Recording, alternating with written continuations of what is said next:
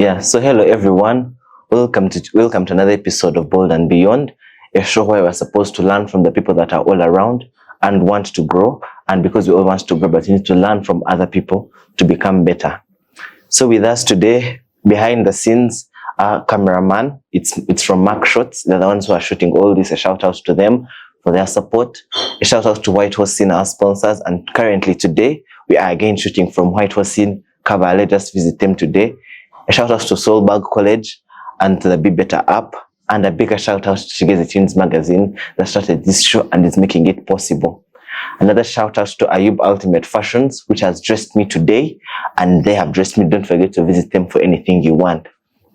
Today with us is a very big person, one that has changed, one that has moved from the life of alcohol and is now a very different person and is on another line. So welcome with me, the big man. Thank you very much, Ruby. Yeah. I'm so happy to be here today. It's my first interview, so you'll forgive me if there are any issues that may arise, but I believe that we're going to have a very good time. My name is Paul Turimumahoro. I am a teacher at Kawale International Christian School, and I teach for passion. I love it, and it's my calling from God. I'm also a born-again Christian. I backslid at some point, but I thank God that He has been gracious enough to bring him back to Himself. And I'm living a completely different life right now from the life that I was living before. So I'm so glad to be here, and I hope that whatever I'm going to share with you today is going to help very many people that are going to watch this, or that are going to listen to this, not to follow the same trends that I did to get me in those situations that I went through.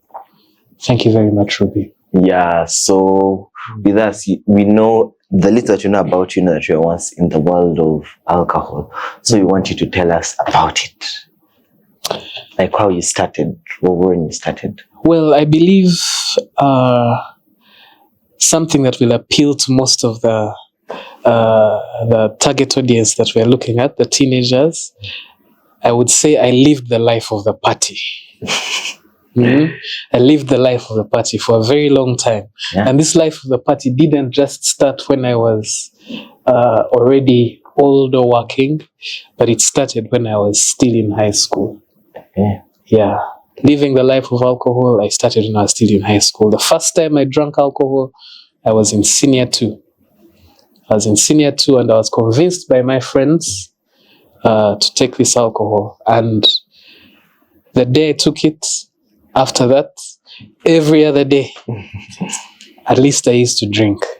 And it affected so many things in my life, from my academic life to my goals in life.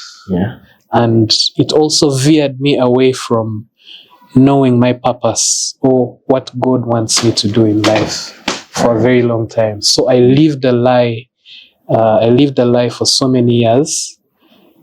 But somehow, because God has been gracious to me, I've been able to overcome it and come out of it. So I'm very grateful to Him for that. All right. So you've told us it affected your academics. So how did it affect them? It affected my academics in very many ways. First of all, when I was in high school, we used to drink anytime. And because we used to get the money to drink from our pocket money, and were not given so much pocket money, we were forced to drink cheap alcohol. So we used to drink Waraji, we used to drink local brew, and of course, when you drink, your attention span in class is not going to be tip-top. So that's how it started. My attention span in class started becoming less and less. I started hating school. I started hating certain subjects. I used to, I never liked math at all. I never liked sciences at all. So you would find I'm not even putting in any effort to do the work that I'm supposed to, just because at a certain time I'm not sober enough to do the work. Okay. Yeah. Yeah. So you've also told us it affected you when you had grown older. Like, how did it affect your working life? Your work life? I think it was a ripple effect. It didn't just start from when I had already finished school, but it's something that kept growing. All right. I remember when I reached my senior 6, I was doing Hague Arts, and unfortunately I lost my dad in my senior 6, and I was very close with him. So when I went through that loss, I turned to alcohol and partying. And I remember when my results of senior 6 came, this was in 2008, I had only gotten 6 points. 6 points. I was expecting to get about 15 or 18 points, but I got 6 points. And do you know what this led me to? I had to go back and repeat my A level. Oh. I'm very lucky that my mom at that time was gracious enough to accept me to go back to school, and that's how I was able to finish my S6. But I can imagine if I hadn't gotten that chance, where I would be right now. Yeah. I possibly wouldn't be here with you. But I thank God so much that I've had a supportive family, and they have been able to support me even at my worst. It's a very long journey. I'll say it starts with losing attention, then your attention span going down, then you not liking what you're doing, then you're forced to do things just because you have a need. Like every day you want to drink, you want to drink a beer. Every day you want to drink you have a craving for a beer. So, and a beer costs money. So now your mind changes. It will turn from actually doing the academic work to looking for money to manage your craving. So that's how it started for me. So by the time I got to the university, the first thing I did when I was going to the university, I requested to study in the evenings and weekends. Why did I do that? I did that just so that I can have enough time to work a job and get money to manage my cravings. So fortunately I got the job. I got the job as a driver. I used to work as a driver at a company called Shalom Global Distributors. They used to distribute milk in Kampala. So I started working with them. And of course, every day, at the end of the day, you've made some money, you decide, let me go and have a beer. And somehow, you're going to miss class, you're going to lose track of coursework that you have to do. And at the end of the day, I ended up also dropping out of the university. Just because I was working and I was making money and I didn't see the use of my education. So after my first year, I dropped out. How did I drop out? I dropped out because I had gotten so used to having money on me that when they gave me tuition, when my mom gave me tuition for the university, I used it to drink, to live the life of the party. And when I used it, of course, now remember in my HSC, they had already given me a second chance. So, of course, this time I had no way I could go and tell them I've dropped out of school. So I had to continue the life of the hustle. You disappeared. I had to disappear and say, okay, now let me go and make the money. And then I come back to my family when I've made it, and they won't have anything to say about it. All right. Okay. But at the end of the day, because I was getting deeper and deeper into the life of the party, my circle grew. Okay. And of course, when your circle grows, you learn new things. And because you're living the life of the party, every time there's an event, you're going there. Every time there's, where there's a party, if it's those days we used to have nights in different bars in Kampala. Okay. So you would know that today at Fat Boys there's this, today at this there's this. So you would make sure you're there. You'd make sure you're there. And to go there, you have to have money. Okay. And this money, where does it come from? And most of the time, because I had decided to live the life of the bar, I would end up going home at like 3 o'clock in the night or at 4 o'clock in the morning. Okay. And I'm supposed to be at work at 8.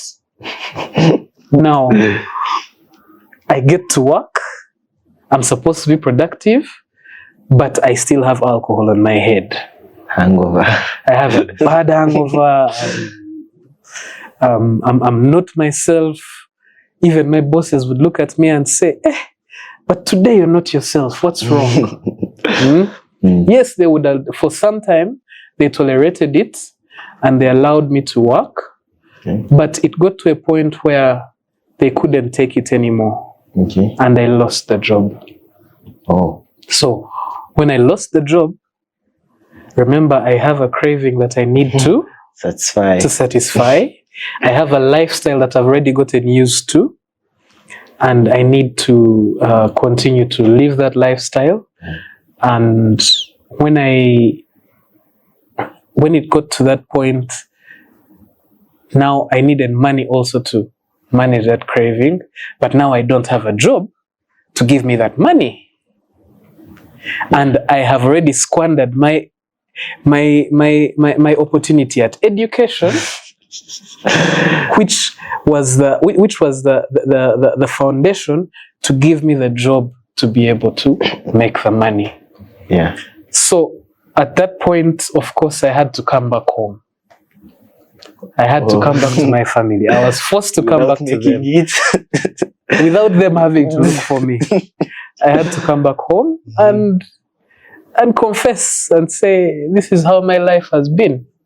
Okay. I was very fortunate that coming from a Christian family, they were able to forgive me, and my elder sister, whispered to me and said, Paul, I'll support you if you promise that you're going to go and study. So I went and got an admission at the university. Of course, I had my papers. I went and got an admission at the university, and I decided to study education, because when I was in school, I had always suffered with a sort of reading disorder. Okay. Where I never used to understand what I would read, or it would be hard for me to comprehend what I would read. So it had frustrated me so much, and I realized that I understood better when I discussed for people. Oh. So I said, okay, I think I would be a good teacher. All right. So that's how I decided to study education. Okay. I said, no, this time let me go and do something which I can do practically. Okay. And that's how I decided to study education. All right. So my sister took me through the university. Fortunately, I was able to graduate. But I'll tell you the truth, at that time, I was still living the life of the party. And so many things transpired. Oh. Of course, I can't say that it was all my power that I managed to do it. But I believe it's God that saw me through. Yeah. Because it wasn't easy. All right. Yeah, so you've told us about that. So wants to know, how did alcohol affect your personal life? Because you've had your academics and your work life, so like your personal life, like your relationships, how did it directly affect them? Well, at the beginning of this kind of lifestyle, I believed that it gave me a sense of belonging. Okay. Because first of all, the reason why I started drinking was because of my friends. It was peer influence. Oh. And it was because I wanted to be part of a certain class of people. Competition. So I wanted to be identified with a certain class of people. Okay. So at the beginning, I felt like it was comforting. Oh. Like knowing that I have these friends that I'll go and meet every evening and have a drink with. I felt like these guys actually have my back. When I have a problem, we'll sit together. I'll tell them about it. We'll drink. Yeah, they're bros. You get, they're bros. But at the end of the day, I realized that I was actually not solving my problems, but running away from them. Oh. Okay. Yes, I would share with my friends, but at the end of the day, the help that I needed would never come from these friends. I realized that every time I had a serious problem, the people that I would still run to are my family. Okay. When I got myself in very many situations. Times I found myself in a bar brawl. Times when I found myself probably driving back home drunk and I get an accident. Maybe at the end of the day, I have to pay for the damages on a car. I have to pay the border guy. But the people who I would be with in the bar, there are very few that always came to my rescue. I still had to run to my family. Okay. So that is one thing that actually got me to think twice and say, okay, are these actually my friends? Are these actually my people? Okay. Are they people that I want to identify with for the rest of my life? Are they people who, if they got a problem, I would be able to help them? Yeah. Or if I got a problem, would they be able to help them? And the fact that I had seen it firsthand, that whenever I get into a situation, they are not the ones that help me, I always ended up going back to my family. I started thinking to myself, I'm like, but no, this is not what friendship is. Yeah. Yes, they're my bros. That's true. We'll have a good chat together. We'll talk about soccer together. We'll support the same team. But at the end of the day, they won't really add so much substance to who you are. Right. Yeah. Yeah. So you've told us that. So apart from you realizing that they were not your friends, what was the one thing that hit you and you are like, okay, I'm not supposed to live that life? I think the one thing that really convicted me to change was looking back, having an honest conversation with myself. Okay. I was born in a Christian family, a very Christian family, and alcohol was not part of my of my upbringing. My dad never drank. My mom never drank. So, and I always wanted to be like my dad. Oh. My dream had always been to be half the man that he is, that he was. Okay. So, for me, I think it was a conviction that came to me and said, but okay, it's 15 years down the road. You've been living this kind of lifestyle. Okay. But every time you hit a snag, you end up in the same place. You go back. You go back to your roots. Yeah, I'll still go back to my roots, and I'll have to start from scratch. I'll tell you the truth. I think I'm a child of like 5-6 chances.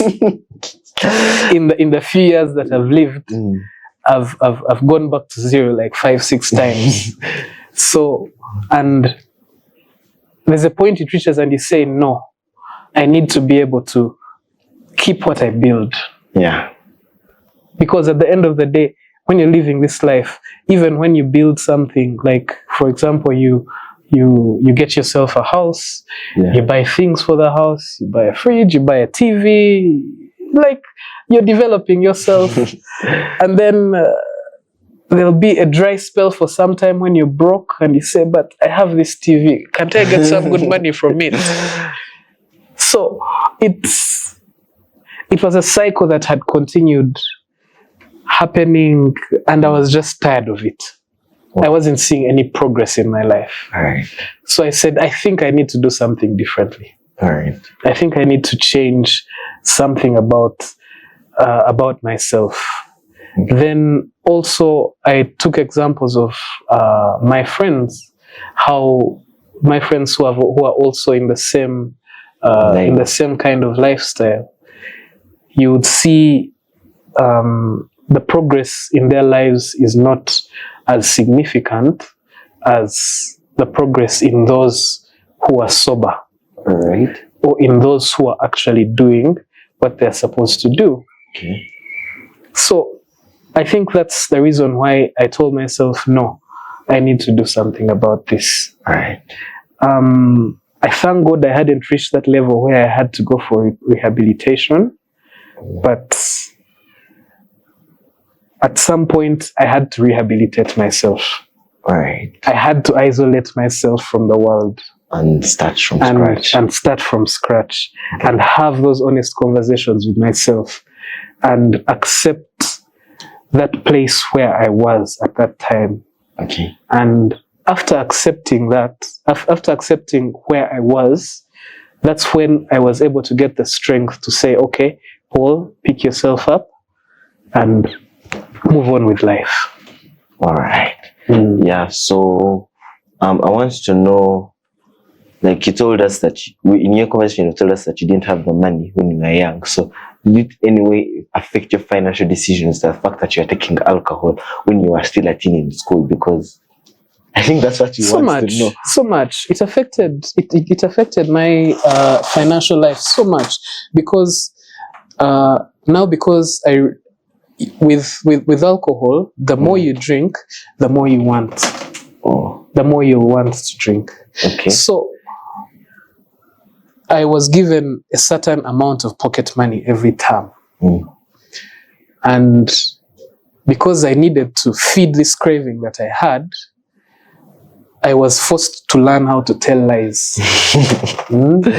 Tell lies. Come up with a trip. I say at school we are traveling to Murchison next term, and they have requested us to go to school with 100,000 for this trip. Okay. So I go back and do what? I go back and tell lies, and kumbe, I'm taking this money just to do what?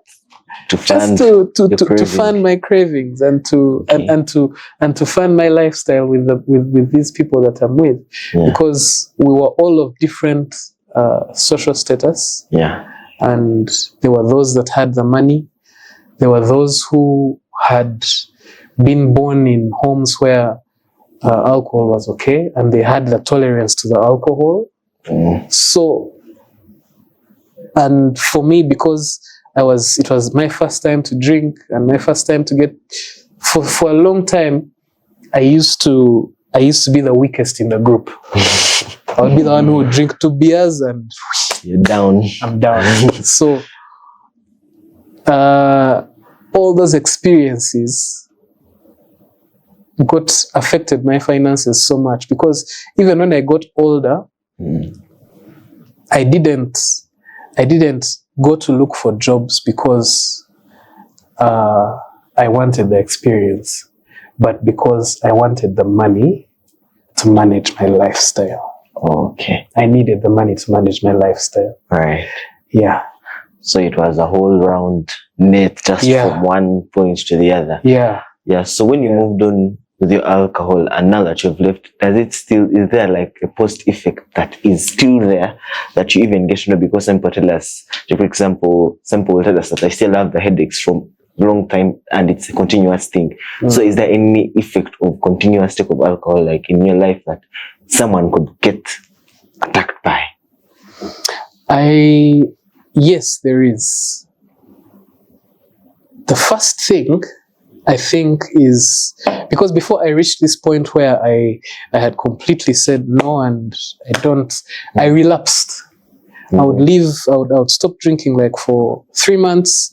Then I start again. I realize, okay, I think I need a beer. I need something to calm my head down. Okay. I need something to forget whatever I'm going through. All right. So I would keep relapsing. But for me to get to that point where I said, no, I need to change this, is when I accepted and said, I am not myself. Okay. How did I accept that I'm not myself? The reaction of people towards me. Because when someone is sober, there is a certain kind of respect you'll be given. Yeah. But when someone is not sober, like for example, if I came to you, Ruby, and I've been drinking last night. Okay. I had been drinking last night, and I come to you and talk to you, and my breath is all alcohol. Yeah. You're going to reserve yourself. You're going to say, okay, I think I should be careful with what I say to this person, or I should be careful what this person says to me. Yeah. Because they are not themselves. Yeah. So I realized that in my oblivion, in my not knowing what was going on, there are so many opportunities that passed me by, just because maybe people realized that this guy, however much he looks sober, he is not sober. Okay. And he's not himself. All right. And I think, and yes, there are effects there are those long-term effects, like when you get that craving, you get a small headache, and you say, but I need to, I need to have that beer. But I think with time they will go. Okay. I think with time they will go. All right. But one thing I know is that the effects that alcohol has had on my life have affected me in a whole, like the whole of me, not just a small part of me, but they've affected everything around me. And I believe that if I had realized this earlier, I would probably be in a much better place than I am right now. Okay. Yeah. Yeah. So about rehab, some people are forced to go for rehab when there are people around them, not that there is a problem, but they again relapse. So is it really mandatory for when someone wants to leave alcohol for it to be their personal decision? For me, let's say if I'm taking it instead and be like, okay, there is a problem and I need to solve it myself. Does it really have to be like that, or someone else can do it for them? from my experience and from the experiences that I have seen of people that have been through rehabilitation, there are some people who will get to that point where everyone can see that they have a problem. And then their families will say, okay, we need to do something about this. Because we can't accept our person to fall to be this kind of person. But I believe that the decision, the final decision, comes from you as the person who is going through that, who is going through the addiction. Because however much your family will take you to rehab, and you haven't accepted that you actually have a problem, when you come out, you're definitely going to relapse. You're going to go back to your lifestyle. And actually, one thing about substances these substances that we use, alcohol, very many people smoke, not just cigarettes, but also marijuana. Marijuana has become a very trendy thing. And they say that it's even good for your health. But the truth is, before you accept that you actually have a problem, I don't think that anyone can be able to change what is going on in you. But if you're able to, if they are able to talk to you and find the reason why you are doing this, why you're in this addiction, why you're using these substances, and you understand that reason, then they can help you. And so they can help you. You've talked about people thinking it's cool. So I want you to tell us the biggest lie you were told or you thought about when you were in the life of the party. The biggest lie that I was told was that I can be productive while using these substances, while drinking. That is not true. It can't happen. Like, there will always be gaps in your work. However much you will try to deliver, there will always be gaps.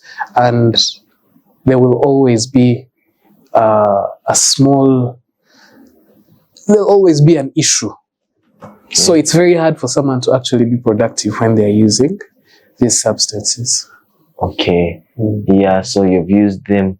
So, like, how do you believe a friend, because at times we're not the ones that are affected, but then we want to help someone. How best can a friend help someone that is falling along that line, along that way? They're going the wrong way and they're living the life of the party, and they're also still teens and they can't work it out.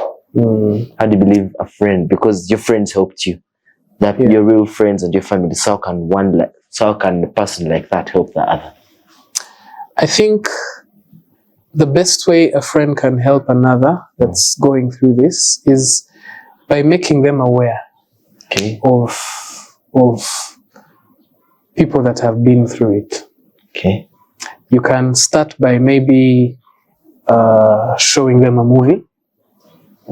Like, you don't have to, because when you're at a certain level of substance use, there is a point where you don't want anyone to criticize you, criticize your actions, and you're very arrogant about it. You're no perfect person. You're no perfect person. You believe you can tolerate it, you can handle it, and you believe that you're being productive at work, and yet actually there are certain gaps.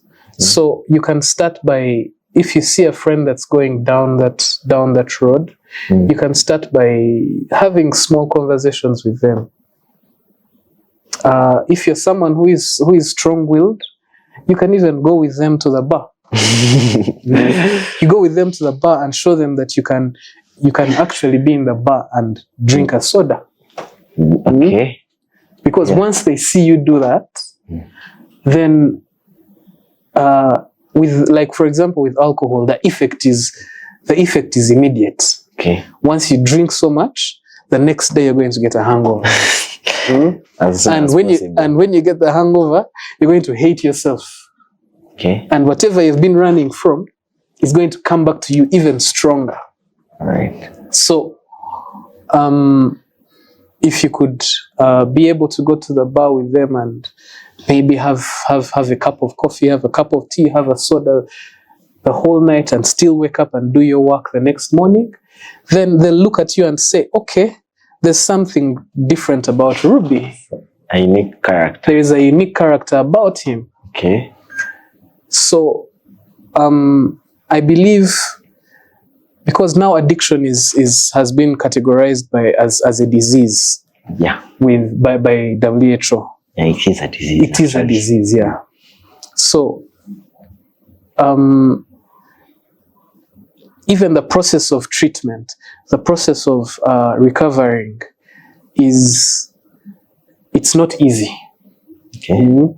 And even in the process of recovering, there are those steps where you have to relapse. Like, for example, people that use opioids.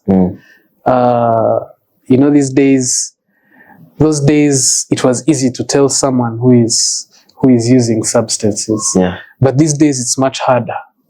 Because now, those days when you would smoke a cigarette, it would smell on you. When you would smoke marijuana, it would smell on you. Or you would get red eyes. And someone, as soon as they look at you, they'll tell that there's something wrong with this person.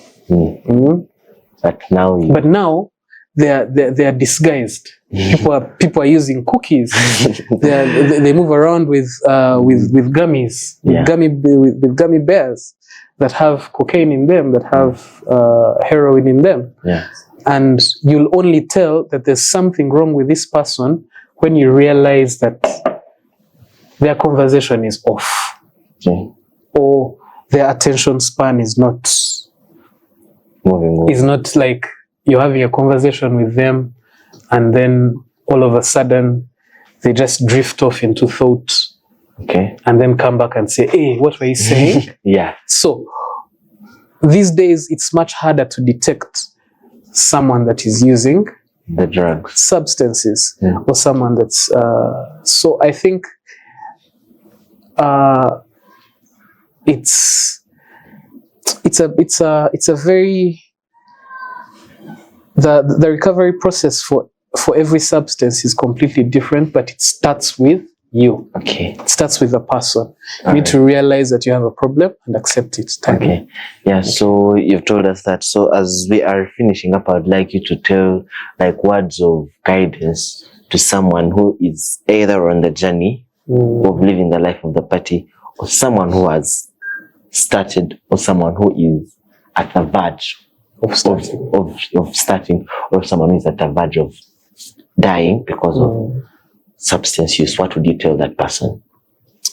The advice that I would give such a person is have honest conversations with yourself. Okay.